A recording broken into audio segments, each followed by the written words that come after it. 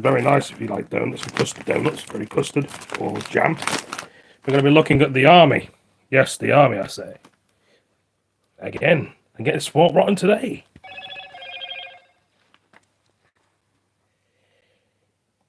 It's now 4 o'clock. The latest on the controversy surrounding Angela Rayner. Before that, the British Army has overturned a 100-year ban on beards after the King signed off on the decision to allow both officers and soldiers to have facial hair. Now, if you recall, Prince Harry banned having a beard in the army. What the for hell? Queen Elizabeth's permission to have a beard when he got married in his army uniform. Now, the latest move will bring the army into line with the Royal Navy and the RAF, who already permit facial fuzz. Well, I'm joined now by the former Defence Minister, Bill Rammell. Bill, welcome to the show. Always a pleasure, and I hope you're having a wonderful Easter. What's your take on this? Is this long overdue? Is it a step too far? Is it showing a slip in standards? Or is it about moving with the times?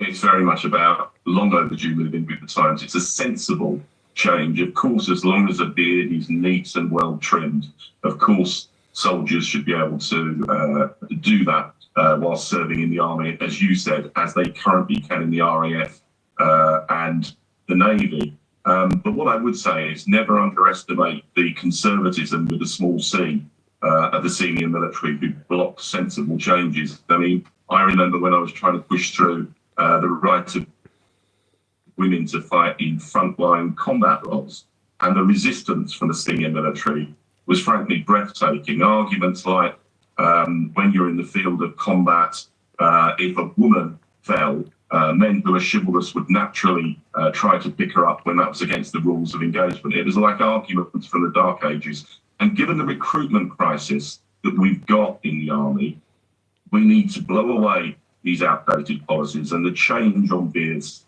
is one of those.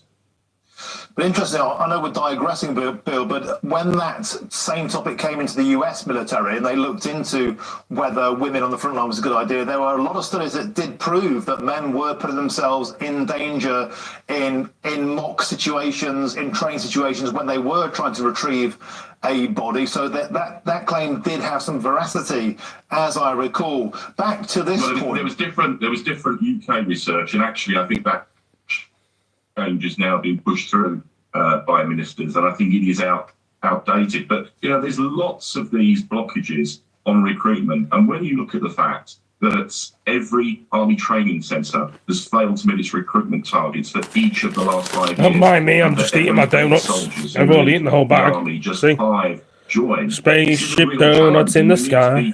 Spaceship the donuts in the sky. Donut spacecraft. Donut spacecraft.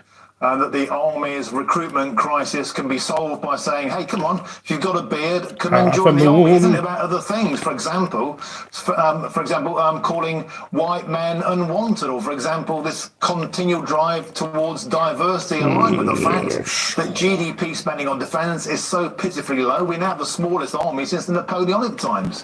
Well, we have the smallest army, frankly, because of the mismanagement by the current government. We are spending above the NATO requirement of 2% of GDP. And I'm not saying that if you allow people with beards to join the army, you'll suddenly resolve the recruitment crisis. It's about paying conditions. It's about the way soldiers are treated.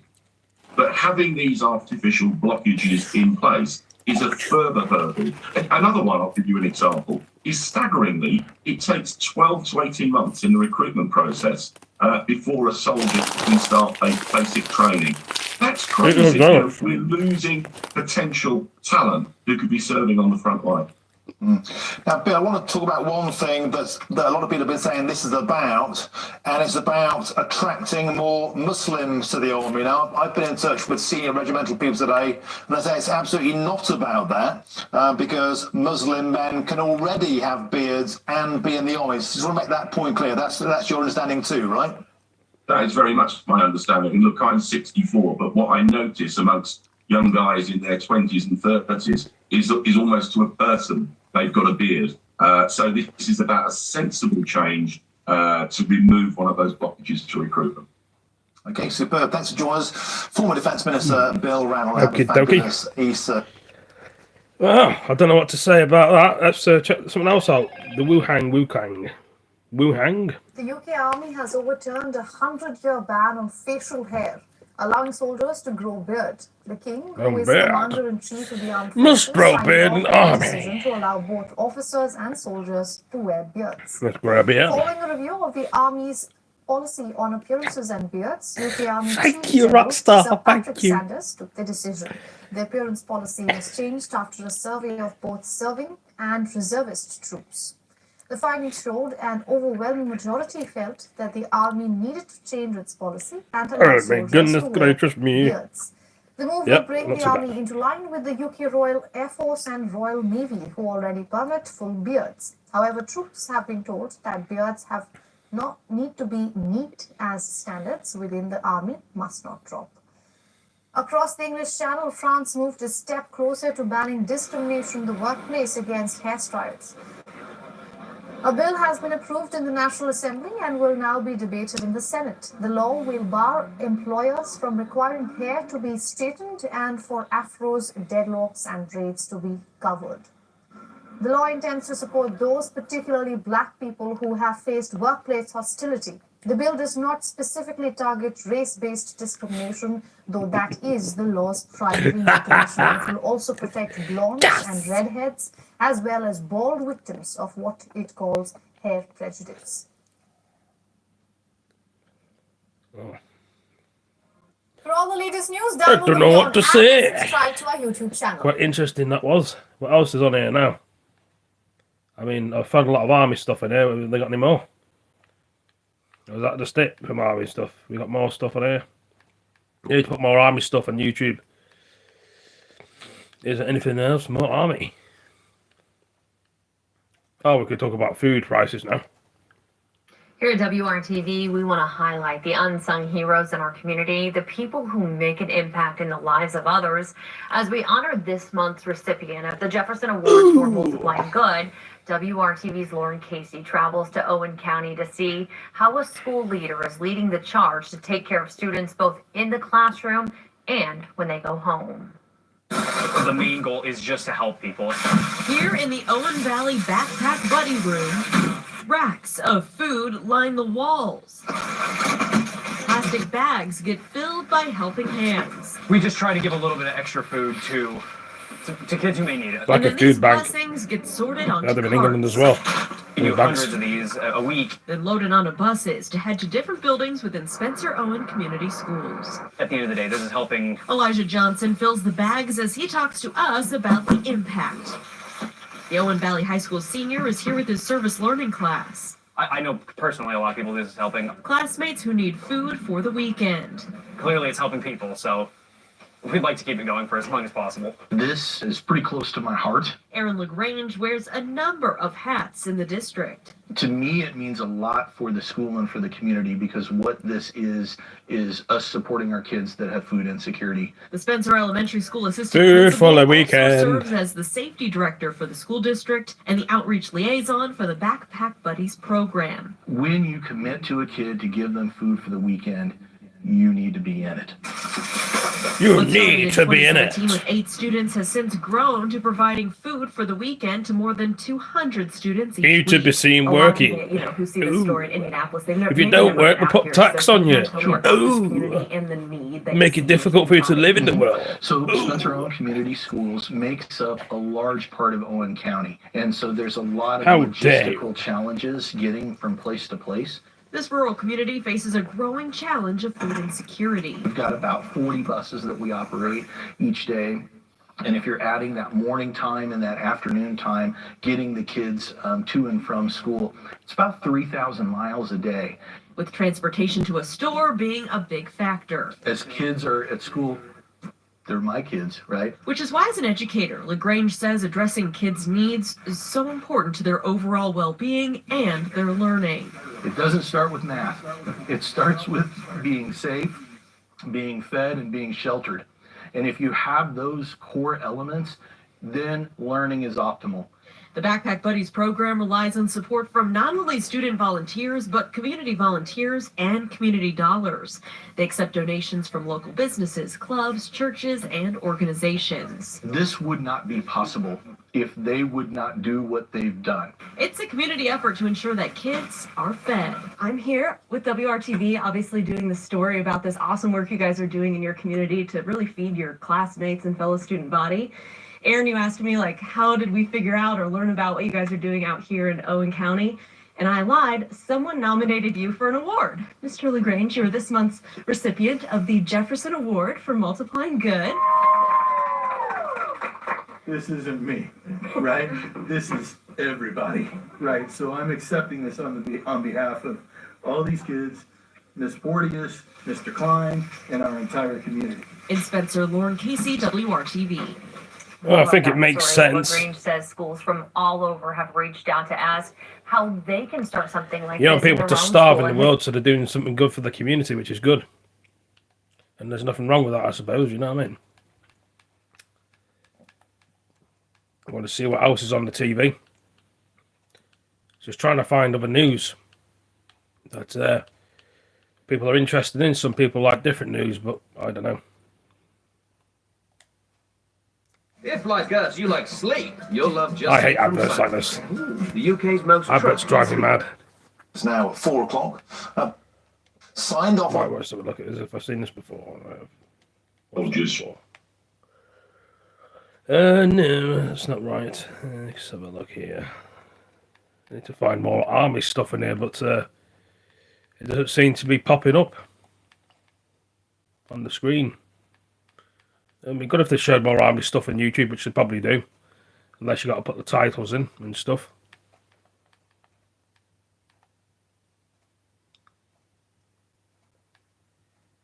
There we go. It's just about government banning. What? Right, very much getting tough on law and order. So joining us now is Mark Johnson, a former prisoner and the founder of User Voice, a charity working to reduce reoffending. Do you think, Mark, thanks for joining us, do you think that Robert Jenrick's got the right idea? We need more prisons, we need to get tougher? No, absolutely not. It was actually quite painful to listen to. It kind of panders maybe to a Tory vote, you know, winning vote sort of voter. But actually, in reality, you know, if you look back 15 years now, we've had like 15 years of this political rhetoric. It started with the rehabilitation revolution. You remember David Cameron, hug a hoodie? Yeah. You know, we're gonna really get under the skin of the causes of crime, etc. in the UK, and we're gonna, you know, have. And then you had the rehabilitation revolution, and then you had the transforming rehabilitation. All of it, you've had 25 justice ministers and prisons ministers over the last 15 years. And now it seems that they're abandoning. But Mark, but prisons aren't just about stopping reoffending, are they? Prisons are also about keeping the public safe. And if we have too many criminals who evade prison for one reason or another, perhaps because they're over full, then surely we do need more prisons. Build more that prisons. What we need. Build more hospitals as well. What you've had is an abandonment under this government of effective sentencing and effective rehabilitation programs. What they've used the criminal justice system for is literally vote winning, you know, pandering to Tory voters. Can I just interrupt sentencing is because we haven't got enough places in prison to put them, which implies that we might need to build a few more prisons now. Well, build a few more prisons and have more staff into it as well. Before COVID, it was 84,000. Now it's 88,000 in British prisons, and their plan was always to knock it up to 120 over the next couple of years. The truth of it is like what kind of model have we got to look at the evidence? Well, we've got, if you go over the Atlantic, where America locks people up for longer, yet their reconviction figures are way higher than ours. There's no evidence to suggest that increase in sentences, more prisons, reduce reoffending. Can I just give you just a little teaser ahead to something that Robert Jenrick is going to be talking to me about later this evening? It points to the case of one individual who's been found guilty of 44 offences and never been sent to prison. Do you think leniency has helped that individual or society? it's not leniency. I'm not talking about leniency. I'm talking about effective sentencing. I go to prison all the time. I've actually been to prison, but I work in prison, and I'm shocked at the deluded mindset of the people that the prison system are releasing. Recently you've got they just don't want them in prisons. Early release scheme that the you don't want to pay. Committee have voted in. That it's got a blanket early release program for people at up to 4-year sentences. And if that's successful, they're going to increase that to 60. What nobody's asking is what happens in the 4 walls of a prison. I'm leading on a project at the moment. There's Dame Cara Black. 300 million has gone into drug programs in prison. 300 million. Today, 60% of all heroin addicts being released from British prisons do not make it to a GP surgery on release. Okay, there's one prison in the north that's 85% of drug addicted prisoners do not make it to that's a prescribing GP. That's not like an effective drug treatment program. So what we're doing is we've got this group of people, let's face it, the conditions in prison are better for a lot of people than actually their lives outside. And until we start to get under the skin of what we do with this group of people whilst they're in prison, we're going to continue, and you get this rhetoric of going, yes, let's just increase sentences. There's no appetite to actually look at the professionals and science behind what is going to work for our society. Apparently, in Britain, about 52% of all crime is committed by just 9% of people. And I'm sorry, but if you did lock up that 9% of people, then crime would halve, wouldn't it? Well, let's use the analogy, right? So, lock them up. Do you want to pay for it? Can we afford to pay for it? Okay, and then are you more than happy to expect them to do exactly the same on release from prison? That's what we've got. 22 hours a day in a 10-foot by 8-foot cell with all of these deluded, revolting and vulgar, some of the people... Is it not enough to want to put you off committing crime? No. Because the reality of it is, it's a lifestyle. In prisons, their lifestyle in prison currently is better than outside. And until we get effective drug treatment, work programs, housing, addressing housing, we're not going to ever get to solve it. So the rhetoric of just increasing sentences and more prison sentences, I would absolutely agree that prisons are the places that you can really get under the skin of the causes of why people commit crime. But you don't. They're neglected group of people. And it's just not happening. I think you raised some really good points about what's actually happening in the prisons, and once criminals go into the prison, are they just going to come out and reoffend if they're not actually getting any of that support that's needed? And you can't just lock people up forever. Unless they could. Thank you, Mark. Really appreciate your time. It's been great to speak to you. Mark Johnson, former prisoner and founder of User Voice, a charity working to reduce reoffend. I mean, there's a lot of people who commit, let's say, non-violent crimes. You're not just going to lock them up. No, of course not. And throw away the key, are you? But there has to be a deterrent.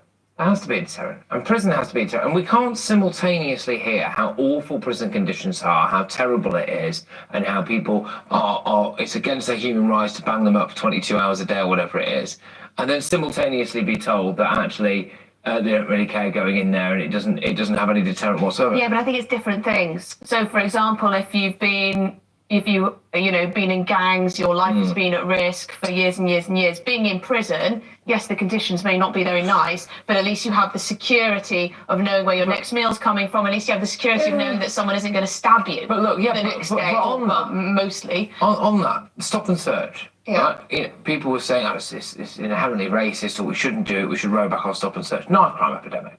Absolute knife crime epidemic. Yeah. Every other day on Twitter, you see someone pulling a machete out of someone's back pocket and sometimes using it, etc., etc. So the argument now for me would be, we need more stop and search, right? Well, then isn't it the same kind of Venn diagram group of people who then say, if you go prison doesn't work, let's scrap it. If you go into prison as a drug addict and you come out as a drug addict and there's absolutely no support for you when you come out, I mean, what hope do you have to not reoffend? But yeah, fair enough. There you go. No, fair enough. Fair enough, fair enough, fair enough. Now, police are investigating a suspected food poisoning outbreak at a prison after 15 inmates and staff fell ill after eating a curry following an Easter service. Ambulance, police and fire services all attended the scene at HMP Lewis near Brighton. Well, we're now joined by retired prison governor Vanessa Frake. Very good to see you this morning, Vanessa. And what's your reaction to this story? Well, it's a bit of an unusual one, really, isn't it? I'm kind of lost for words. I seem to hear every day something at some prison or another, usually derogatory, usually bad news. I am looking forward to the day that I can hear some good news about the prison service. I mean, I don't think we can make judgment on what caused it. They say, I think they've sent the food off for testing, and we'll have to wait for the results of that. I do believe the paramedics thought that it could have been spiked in the kitchen, but I think that's been ruled out. And it may have just been a dodgy chicken curry.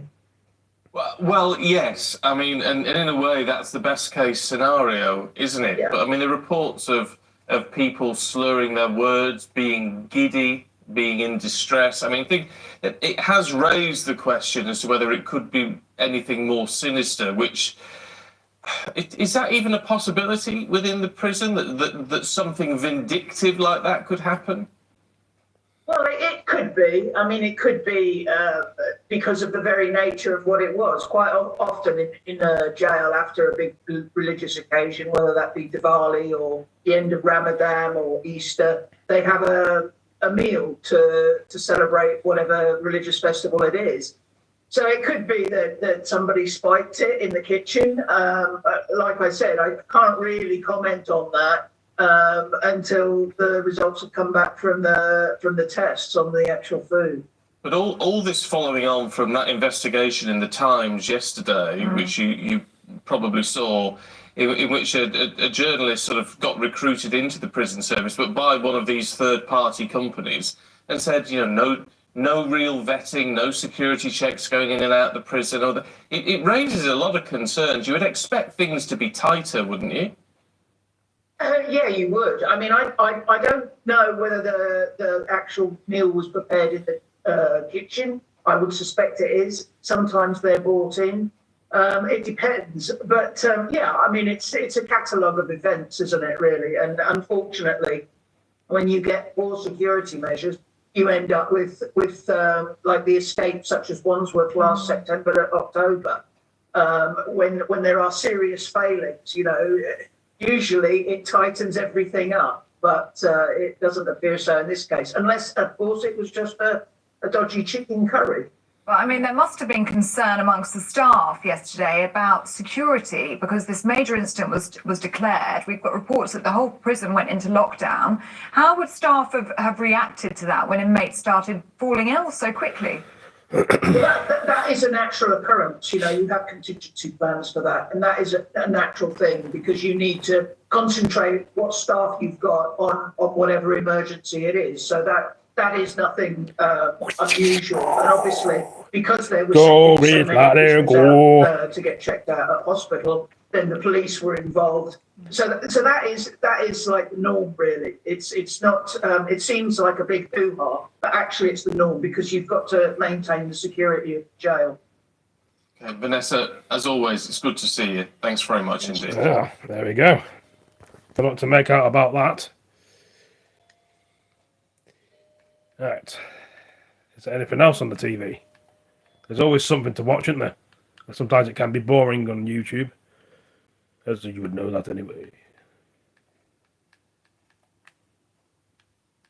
Finding things to watch and finding videos to do, and it's just the way it is sometimes. I'll try and find out more things that I've missed out tonight. It's now Let's have a look.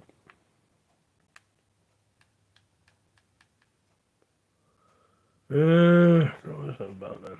Water. I'm here at the Citizens Bank Park, home of the Phillies. That's the first time I've been kissed by a big drink. So you've put out a lot.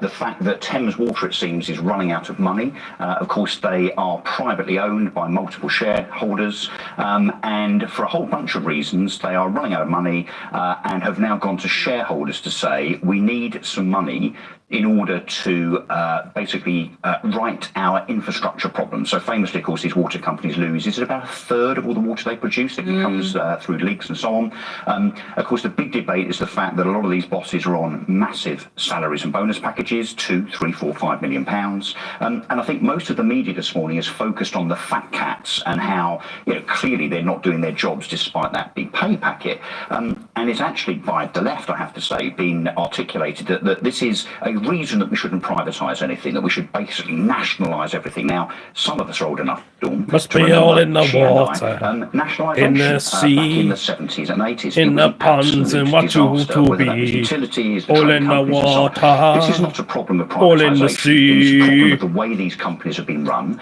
the fact that the government has not made them invest in infrastructure, but also, in the surely, sea, a in the failure water. of Ofwat. There's a regulator here that clearly, What have you been doing? well, clearly You've been is doing. toothless. That is the problem. I think all eyes should be on Ofwat for the fact that they've allowed this farce to continue for so long. But it's so interesting because part of their remit as regulators was to protect the shareholders' dividends. That was part of their remit, which just seems utterly bizarre. But I think it is an argument against privatisation, because how can you privatise an industry which has no competition? Oh, black and white. I think it was always going to be Bubbles. doomed to fail and put it in the hands of foreign ownership, and UFO. it's just completely fallen into Exactly. profiteering. So would you be for nationalisation, Amy? Of the water industry, yes, and I think I'm with the vast majority. I think it's about 70% of people at the moment would support nationalising water. Interestingly, I'm in agreement today with Jacob Rees-Mogg, who said, just let it fall into administration. Let's see what happens with that. But when you talk about the fat cat bosses, I actually don't agree that it should be anything to do with them, because quite a few of the people who are running Thames Water have only just started. And that is, imagine being tasked with the company as it is right now. You need to remunerate bosses for what they're doing, and it's no easy feat, obviously, to take on a task like Thames Water at the moment. So I think you do need to. I'm sorry, I've got no sympathy for these water companies. I'll say again, I say it week in, week out. I live by the coast. The amount of times I've gone down there to swim in the sea with my young kids, and they're pumping raw sewage into the water, having had years. But again, that's a failure of the regulator. But It's the failure of the regulator. Imagine being pulled in and said, right, boss that, sort out that literal whatever's in the river. That's what I'm saying. So some of these people that work there are quite new. So they've been brought in to sort out the mess, and I think Well, they're getting paid enough. These people are on a high six-figure salary. I have no sympathy for them. They earn that salary. I don't think. But sorry, the difference when it comes to the privatisation debate is if it's a matter of national infrastructure, so if it's power, water, telephone and so on, of course there has to be some government hands on that particular company, that particular sector and industry to ensure that it runs not just for shareholders, but actually for the benefit of the user. This is not just an ordinary company. This is not a Tesco or an HSBC. This is a water company, and yes, it's beholden to its shareholders, but there has to be regulation in place. And indeed, there is regulation in place, but my point is, Ofwat are sitting on their hands. Yes, absolutely. Now, obviously, Thames Water aren't here to defend themselves, but they have given us a statement saying, we'd like to reassure our customers that despite this announcement, it is business as usual for Thames Water. Our 8,000 staff remain committed to working with our partners in the supply chain to provide services for our benefit of our customers, communities and the environment. Yeah, I've had enough of the lot. I've had enough of the railways. I've had enough of the water companies. Nothing works. Prices go up. Nothing works. Service goes down. And it's a disgrace. So if that means renationalising it, I'll do it. But then it'll be worse, Ben. Sorry, it will be worse if it's nationalised, because it was 30, 40 years ago, because there was no accountability whatsoever. Nationalisation is not the And answer. 2 words, post office. Yeah. Okay, Nationalised. right. Post office. Interesting. Professor Alex. Is there anything else on this TV? It's now 4. Could go into the same bloody thing. There's got to be more army stuff in there, surely. Problem with, yeah, okay, not that one. Nope.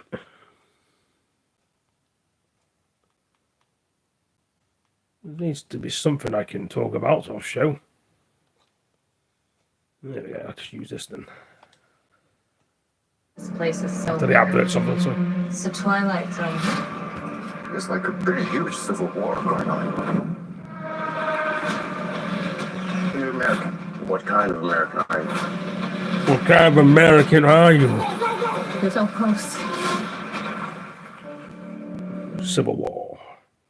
In January 2022, Joe Dix, who was 18 at the time, was savagely stabbed to death by 3 young men, Benjamin Gill, Cameron Palmer, and Hans Bahari.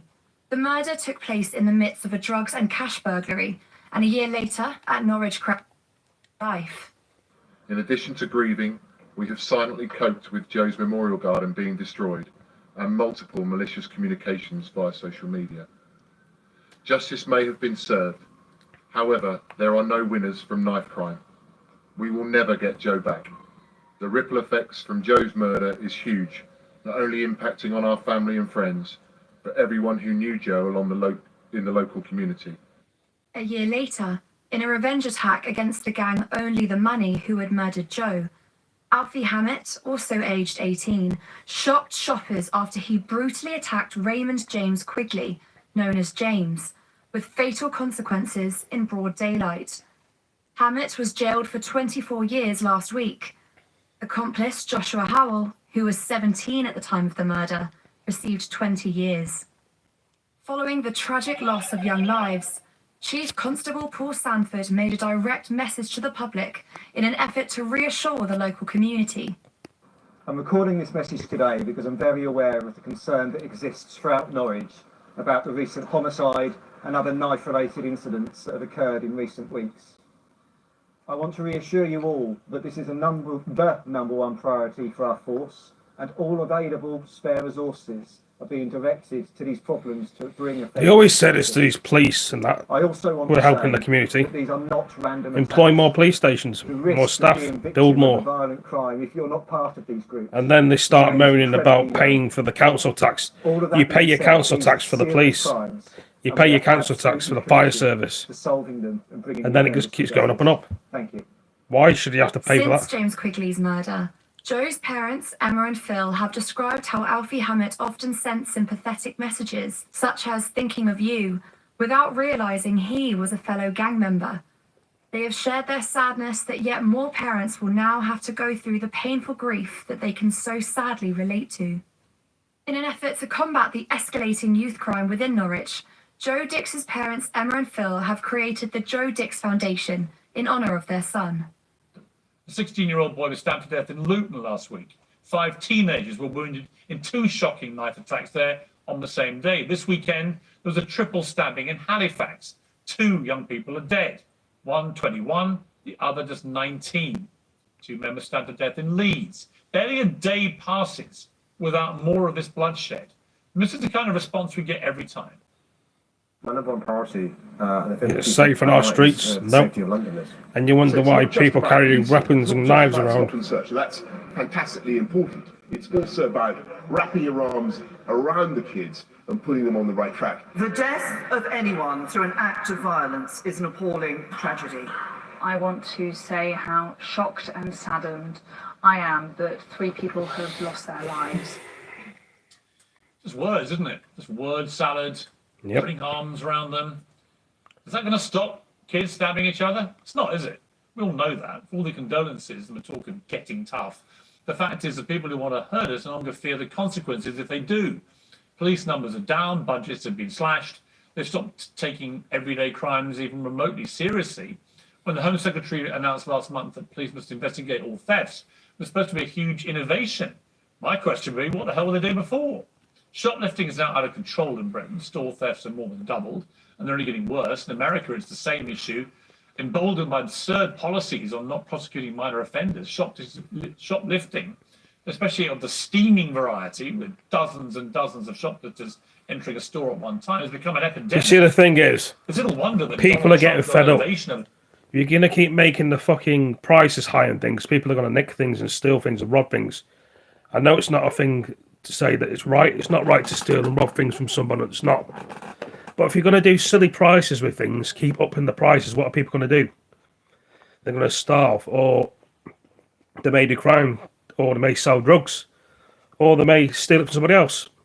If you had a specific prices for things that people can buy and afford, none of the shit wouldn't happen like this with crime on the streets.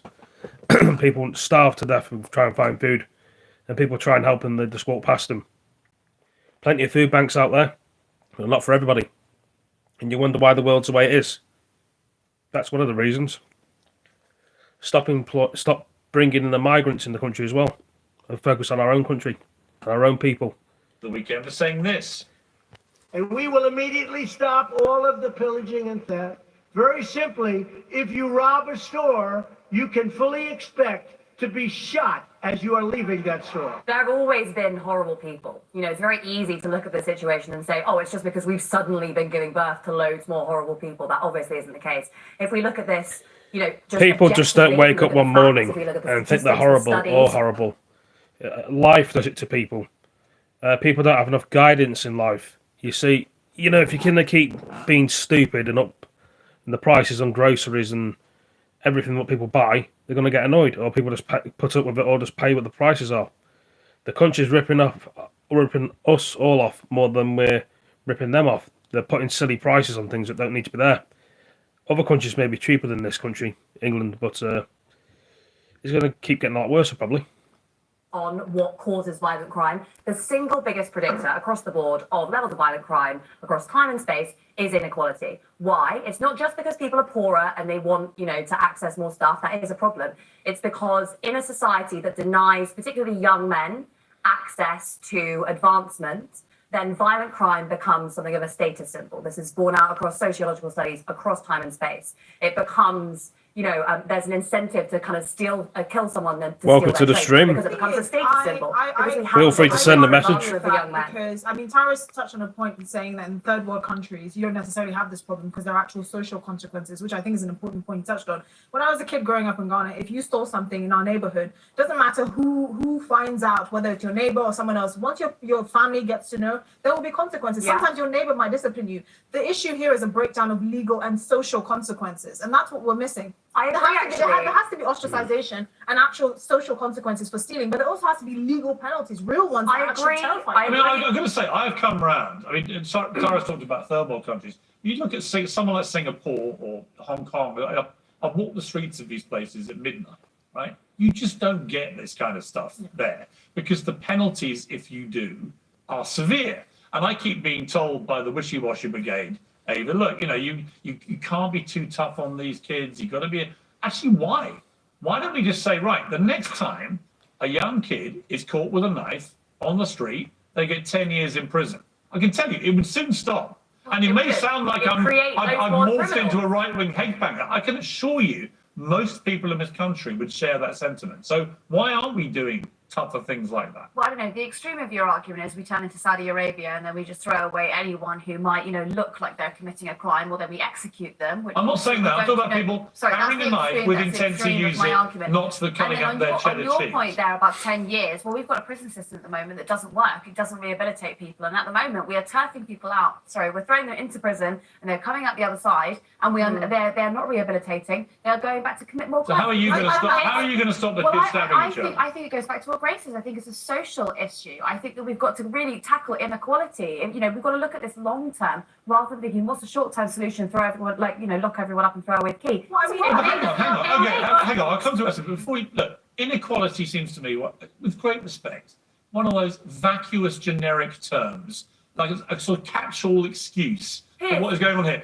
I know lots of kids who come from poor backgrounds who do not go around stabbing people because their parents, and this can apply, by the way, to lower class people, to middle class people, to so-called upper class people. I went to a fee-paying school till I was 13, then state comprehensive school. I've seen all manner of people, right? And parents. The common theme of kids that behaved well, or at least felt shame and accountability if they were caught doing bad things, was strong parenting. Right?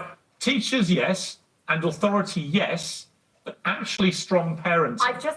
In research conducted by the UK Parliament in the year ending lot of March knives. 2023, there were 50,500 offences that year alone involving sharp instruments.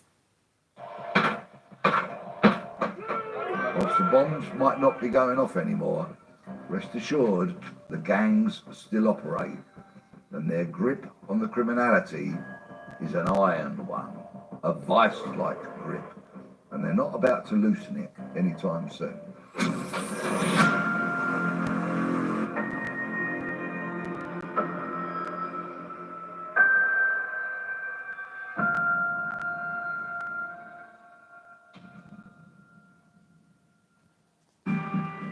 My name is Peter Blexley.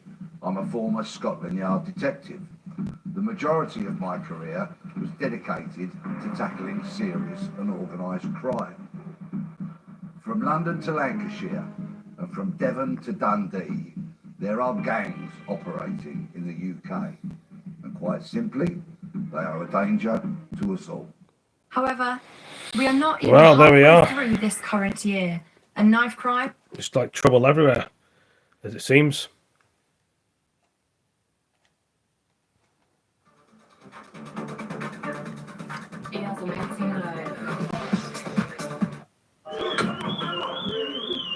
Hey! No! The new generation of London gangs are organised on the basis of violence, because the gang that is the most violent will maximise its profits in the drug market. We tell everybody there's light work. Come on.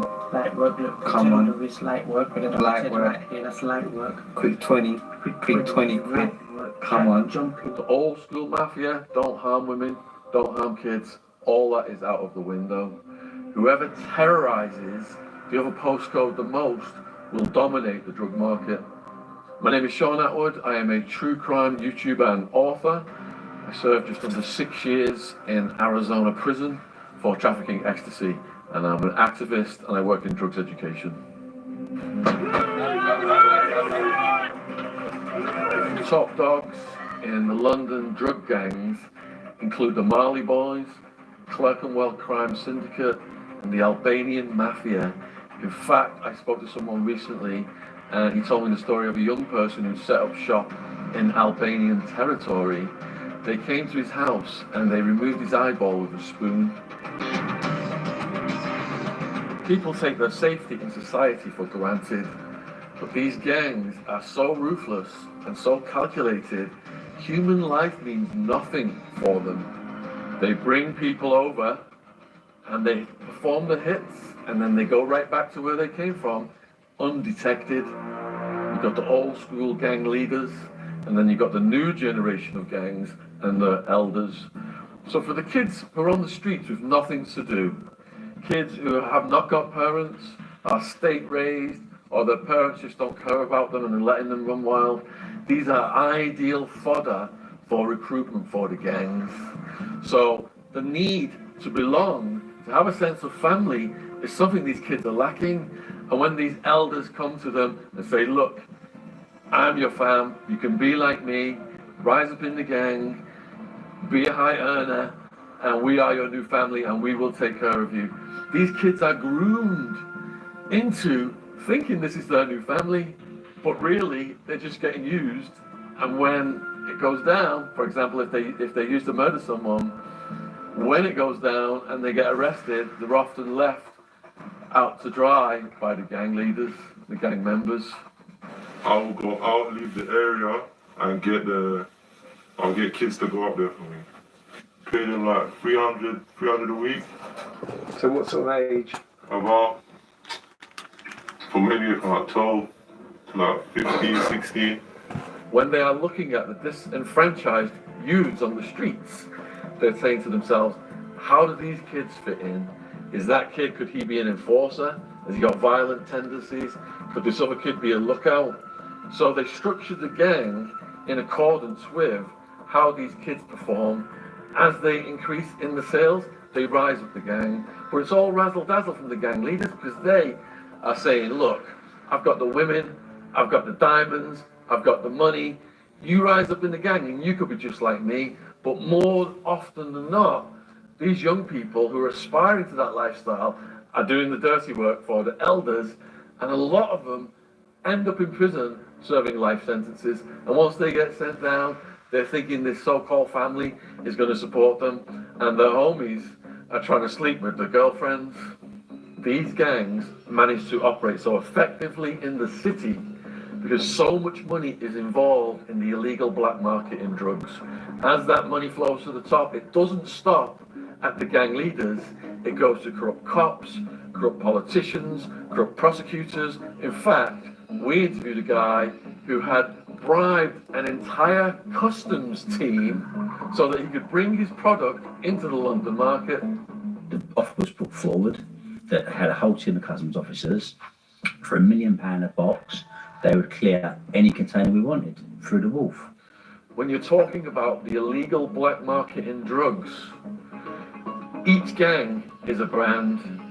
And if that brand is under threat because another gang is coming on its turf, it must use the most extreme violence possible to protect its brand and send the other gang off its turf. Otherwise, it's going to lose money. So with the London gangs, if a young kid is showing potential, they will give that young kid some product, drugs, on credit, and if the kid can get rid of that product fast, they've earned the trust of the gang.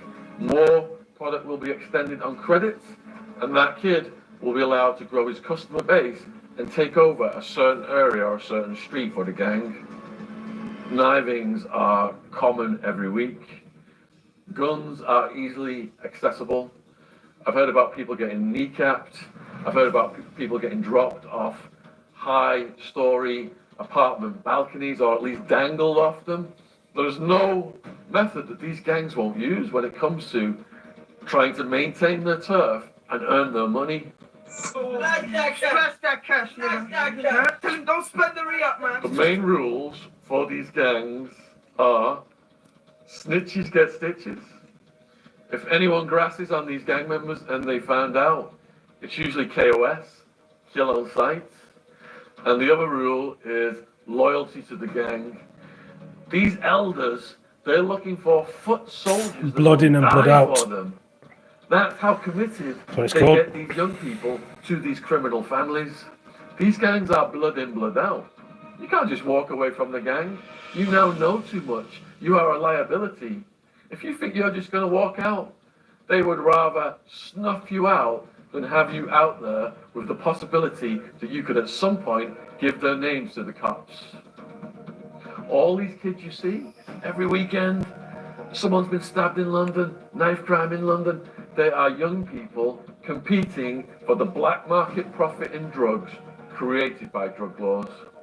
When I was a kid, the pubs didn't have drugs, every pub. I walk into a pub now in London, cocaine is everywhere. Not only can you just get it from your pub, from people on the street, you can order these drugs online. About 300 drugs on hotline, but I've got listed more. There is a technological arms race between the gangs and the cops. And the gangs are always the first to innovate and adapt a new move. We saw that recently with EncroChat, where the criminals made the first move, but the cops rose above it and cracked the code, and many arrests were made. But as we speak, the criminals are out there using the latest technology to their advantage.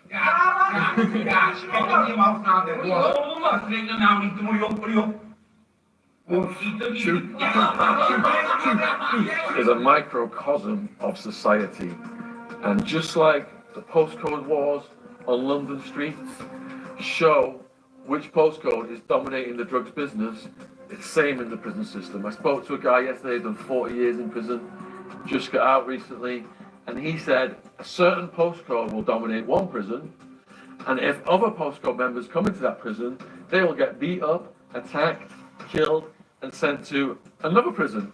But that means another gang, another postcode is dominating that prison, and if this postcode members end up over there, they'll get attacked, killed, and run out of that prison.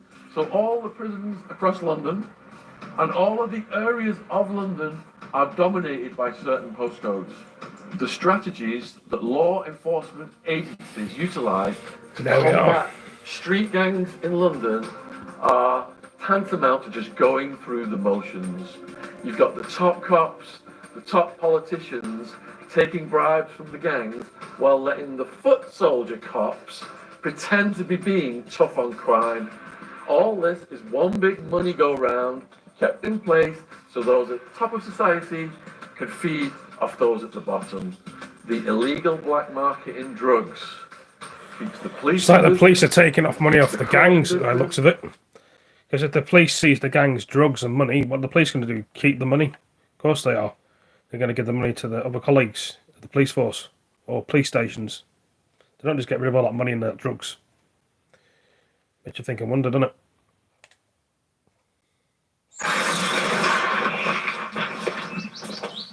Another bloody adverts. Yes.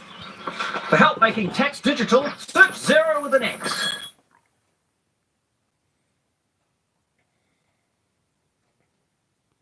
People may be consuming more fruits or fruit juices, and these dietary acids Dentist cause enamel advert. to wear away. Pro-enamel intensive enamel repair helps to repair the tooth by absorbing more of the vital minerals that are required and helps I to can't stand adverts. I don't know about you guys, girls, ladies and gentlemen. Pro-enamel intensive enamel repair. I think it's great. Rumour has it that 250 gang members operate amongst 12 gangs in Walthamstow. But the Marley boys sit very much at the top of that pile.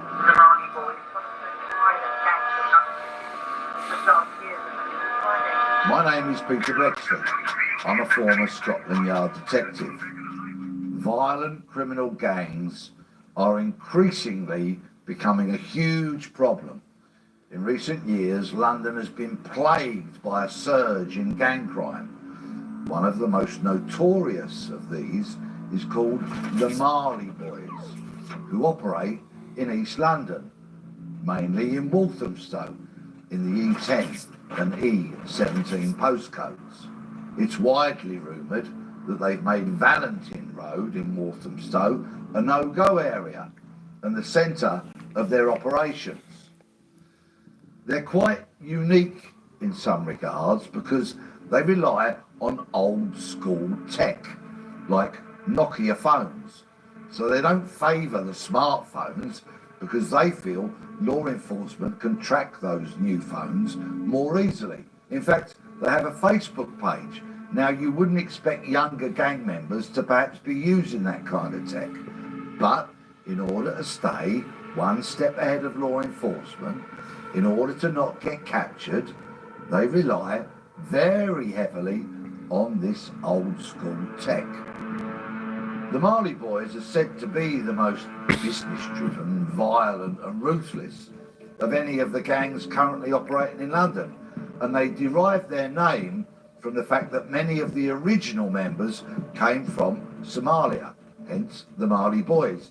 But now it's an ethnically diverse gang. They operate a reign of fear over many people. This notorious gang have been linked to many crimes, of course, the drug dealing, arson, violence and sex attacks. It's estimated that they rake in £50,000 a week from drug dealing, and they remain at large. They're also becoming quite a presence in the drill music scene, where they're known as Marley Strip.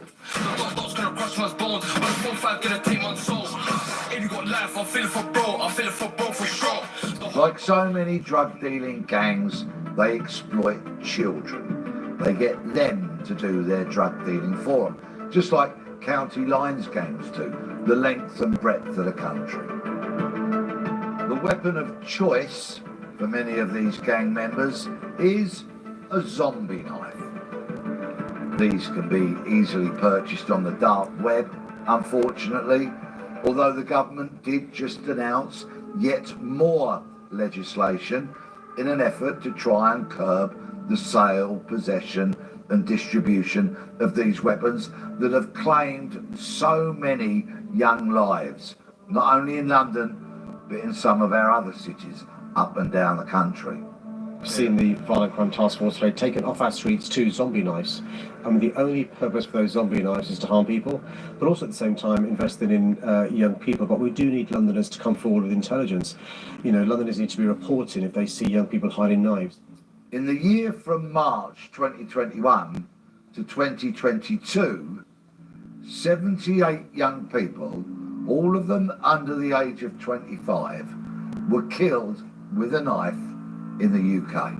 78 young lives needlessly snuffed out. And this is the price people pay for getting involved in gangs and drugs and that kind of criminality. The Marley boys have been in dispute with another couple of gangs called Higham Hill and Priory Court. Humza al-Haq, widely rumoured to be their leader, was having none of this, and in 2023 he was convicted for murder once again, because he'd already been convicted in 2020 of another killing. So al-Haq is not going to see the streets for a very, very long time, but unfortunately this has not brought peace to the streets of East London. And it just goes to show the police have a continual, ongoing battle to try and defeat these gangs. 5 members of the gang were jailed in 2022. They used 3,000 bottles to disguise illegal controlled drugs. But the jailing of those 5 has not stopped their activity. It goes on and on and on. And it's really important that the police do not take their foot off the pedal in their battle to try and defeat these gangs. Because families and neighbours where they operate are always saying how they live in absolute fear and terror of the violence that these gangs bring to the streets. Innocent people sometimes get caught up in this violence, and who would want that kind of activity happening in their neighbourhood? We've always had gangs, and sadly I doubt that we will ever see the end of gang violence.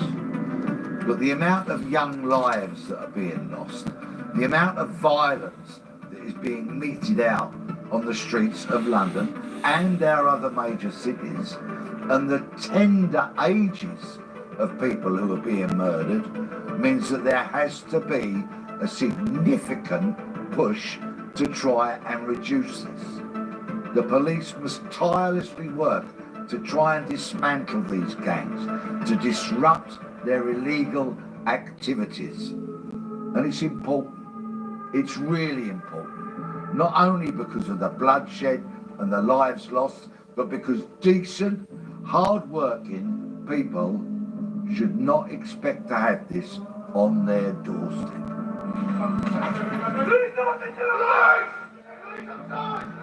People are always searching for the answers. How can we stop this? How can we prevent this gang activity? Well, parenting plays a very large part in it.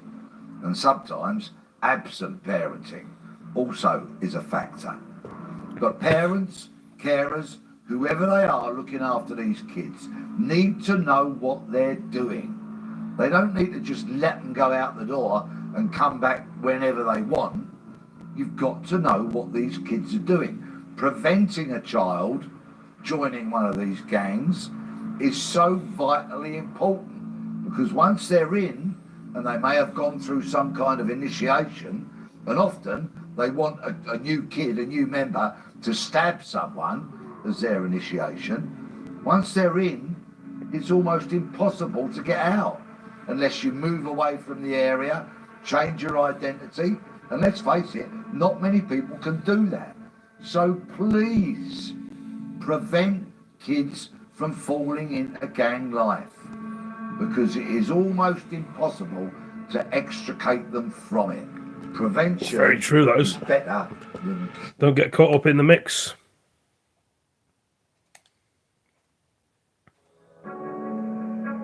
US-listed companies have an obligation to report their operating. Our top story today, a 15-year-old girl has been stabbed to death in the rush hour in South London. 2 teenagers have been sentenced to life in prison at Leeds Crown Court for the murder of a 15-year-old boy and a 21-year-old man who was stabbed to death at the Notting Hill Carnival has been named today by his manager as rapper Takayo Lombard. They are weapons that kill, that can't be bought in shops. So why is it so easy to buy zombie knives online? They're finding knives just like this. But because there is no writing on the knives, the police can do nothing. As the politicians keep talking, teenagers and others keep dying. That is the reality. What would your day look like when you come out to go to the shop? Young people can't even go to the shop. I've got some young people, they've got to get to a cab to just go to the corner shop. They cannot walk anywhere. They cannot get in a tube. They cannot get on a bus. They cannot go in a park. They cannot be nowhere by themselves because they will get killed on sight by another child. These are zombie lives. The chances of survival is very, very slim. These are people that are not emotionally disciplined to be killing people for what reason? Gang crime is plaguing London and it's on the rise, with an increase of over 1,500 knife crime incidents this year compared to the last. And the Marley Boys, sometimes labelled as London's most violent and organised gang, are often at the forefront of headlines. The gang, which operates in East London, has been accused of grooming and exploiting young children, controlling drug trade in the area, and using violent weapons such as zombie knives. And some of their actions make the hit series Top Boy look tame. Shut up! You don't want this smoke! I told you that. But who are they really? And why are they gaining notoriety at such a fast pace?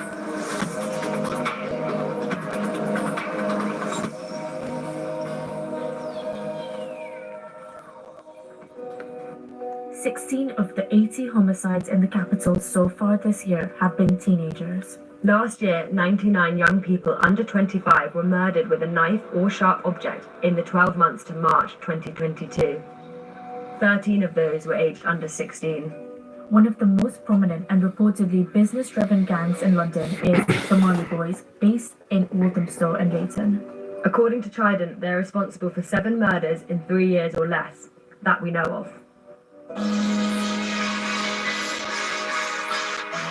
News outlets tend to paint them as a small group of young people who have fled war-torn Somalia and settled in the UK. But through investigating further, we have found that the group is ethnically diverse. There are over 200 people of a wide range of ages associated with the group.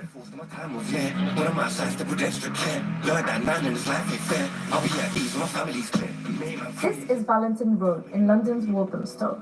It's been called the UK's most dangerous street, and some say it's run by the Marley Boys. The notorious gang have been associated with crimes from murder to arson and sex attacks.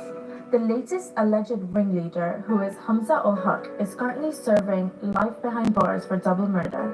Earlier this year, received a second jail term for at least 36 years for a fatal stabbing.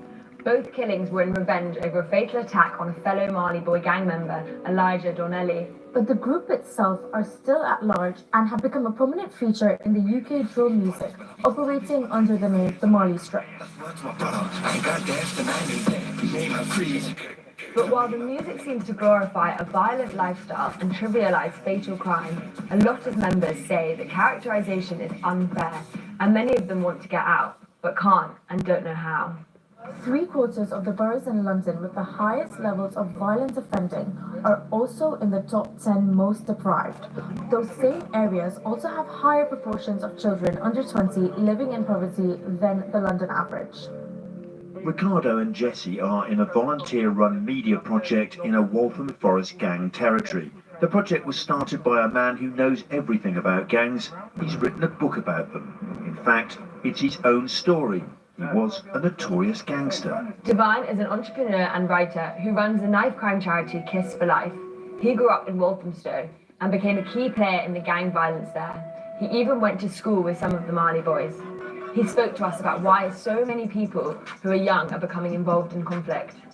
I was about 13 when I originally got involved in a downward spiral or the gang life, if you'd put it in that way. What sort of led me down that road are many different factors. A lack of self-discipline in terms of my own personal accountability for that. But in terms of a bigger picture, it was the influences around me that sort of led me down that road. I was born in the UK, moved to Ghana when I was 2. I came back when I was 7. And when I came, the environment was completely a different environment to me in terms of, trying to create a self-belief. We was in an environment where a lot of young people, you could just be bullied or you can be picked on just by being a certain, not being in an in crowd or something like that. And then when you realize that you're fed and people sort of do as you say, you realize you can then capitalize with that and go into things that can make you money. And doing that, you realize you're now spiraling into a very aggressive, violent road. So I wanted cars, I wanted jewelry, I wanted all these things because I believed it's going to make me feel valued. And when I realized after going through that journey and having all these things, I still did not feel like I was a valuable person to society because I'd go into certain environments. Some of my friends, I would go to school, colleges, universities. And I think that the minute I realized my self-value, everything around me just like, it's just like being in a toxic relationship and you wake up one day and say, enough is enough, this is not for me. Imagine a 13-year-old kid, you live in an area like Tottenham, yeah? And you go to a school that's quite close to Wood Green. And Wood Green has a lot of conflicts with Tottenham. So just the fact that you're going to school and you're from that area, automatically, you could just be seen as an enemy just by default. Being able to protect yourself and saying, I'm going to get a knife, as much as it sounds very crazy, cannot be the most baddest idea. Now, people carrying knives, it now puts you in a position where you could easily become the perpetrator. I've seen in a lot of the work I do in colleges and universities all across England, with my organization Kids for Life, we realized there's a lot of people that ended up in issues that they became the ones stabbing or killing someone, but essentially they saw themselves as a victim, and having to carry a knife was a way to protect themselves. Just carrying a knife to protect yourself because of the environment you're in, even though you didn't want to, you felt it was the right choice to do. Now you're in a position where you've ended up stabbing up someone because you're angry, you know what I mean? And it happens literally every single day. It's a recipe for disaster. And then back to the selling drugs, for example, at the Marley Boys and everything else. If you're in an environment where, you know, financially, everyone around you is struggling, you have no money, and people are able to give you a job or a platform where you could be earning £500 at the age of 13 to 16, again, it doesn't seem like the most craziest idea. A lot of these young people are going through traumatic situations. They are just literally mentally disturbed and challenged just from the upbringing coming up. It's far easier for a lot of young people to end up in an environment they didn't even want to be in. Now, the average young person carries a knife that goes from their knee to their waist, like this big. These are zombie knives. The chances of survival is very, very slim. These are huge. They're killing tools. You can't have a Rambo knife for any other reason than to kill someone. Colin James started Gangs Unite CIC with the hopes of reducing gang violence in the area. His initiative, Street Fathers, looks to provide people on the streets with a father figure and a place to stay if they're in need, offering options to people who perhaps feel trapped. I find a lot of young people, when they come out of prison, there is nothing for them. And these young people don't really want to learn a trade now, so they tend to drift in and out. I said, we never call them gangs. Yeah. We call them mandem, we call them firms, we call them crews. Where I grew up in an estate, there's probably 120 children in there. So we was never labelled as a gang. We named ourselves crews or firms. It's the government that gave the children the label gangs. All we had was our name and our reputation. And I would have done anything to keep that. See, I think prevention is the most important aspect of working with young people, especially in youth crime. The government deals with intervention and they fund intervention, but intervention is too late. Something's already happened, someone's already been stabbed, someone's already been hurt, someone's already become a victim. See, inherently is a strong word. I don't think anyone is naturally violent. There is probably a few, probably 5% of the world population is probably that way. I think experiences, and it's all circumstantial. See, most people, the reason why I believe most people go on the road is economical. They believe it's for money, and everybody goes out there and thinks it's an easy way of making money. But as we was talking about earlier on, it's societal. Everybody wants to find their place in life, especially young people. We all do. We all want to find out who our friends are, what peer groups do we belong to. Some strive for higher peer groups. And to get into those higher peer groups now, you've got to do certain things and you've got to be a certain way. And you've got to be either that man or that specific female to get in those specific circles now. You know, people think that young people are being groomed, and they always use this word groom, groom, groom. It's just naive and vulnerable young people that want to do these things because they want to fit in, they want to impress, they want to be a part. Do you feel like Walthamstow has become unsafe, as some people say? Walthamstow is just like any other area. Every area is safe until young people are there. It's unsafe and it's only dangerous for young people. But when a 14-year-old boy like Jaden gets killed, it's nothing. And he got killed in a mistaken identity. He got on a motorbike which belonged to somebody else, and someone else must have done something on the motorbike unbeknown to him. And some people was looking for someone on that motorbike. They saw him, he's got crash helmet on. They drove up to him, knocked him off the motorbike and stabbed him 9 times. Well, if it was down to me, once you get caught with a gun and knife, I'd put you in the army since you want to be a murderer and since you want to use weapons. I think that they need to be more harsher with the kind of penalties that they're giving for carrying those type of knives. I call them weapons of mass destruction because that's what they cause. I said, once you go in a gang or you go on the road or you choose to do certain things, you take your whole family with you anyway. And the way that it deals with now, if I can't get you, I'm gonna get your sister, I'm gonna get your brother, I'm gonna get your mom, and this is how they're thinking. So once you decide to go on the road and get ups and enemies, you're taking your whole family with you, and they just don't understand that. Professor Andrew Whittaker of London South Bank University, who wrote a report focusing on gang conflicts in the area, said,